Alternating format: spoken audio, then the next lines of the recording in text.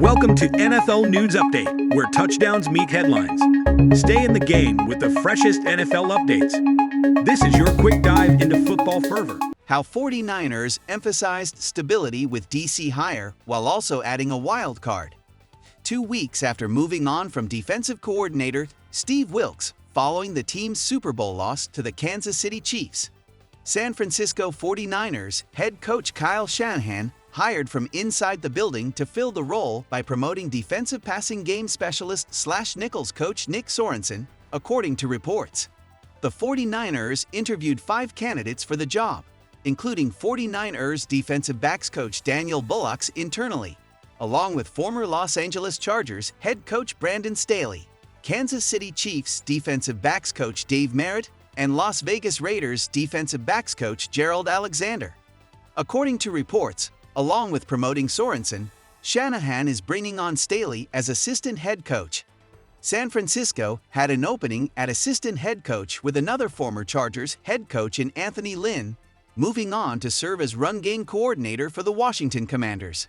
By promoting Sorensen and hiring Staley, the 49ers get the best of both worlds.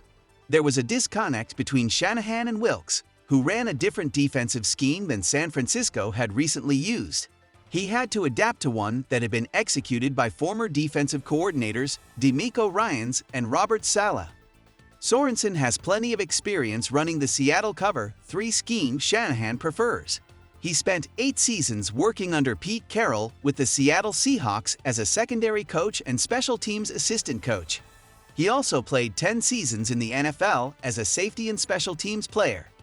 Sorensen has been with San Francisco since 2022, knows the players on the defensive side of the ball well, and should have a better plan to connect the secondary with what's happening up front with the front 7. When you have some good players who have played at a high level and done it a certain way, I'm not just trying to change that, Shanahan told reporters after moving on from Wilks. I lean towards trying to keep them doing similar stuff that they've been very good at. That's got us very far. But I have to make sure that I find the right person who's capable of leading our group in that way. That the standard of how we have done it, and the belief that we'll continue to get better at it, I believe in with whoever I choose to do this for us. With Staley, the 49ers added someone intimately familiar with the 3-4 hybrid, 2-high safety system favored by longtime NFL defensive coordinator Vic Fangio, who served in the role for San Francisco when Jim Harbaugh was the team's head coach. Harbaugh replaced Staley as head coach of the Chargers.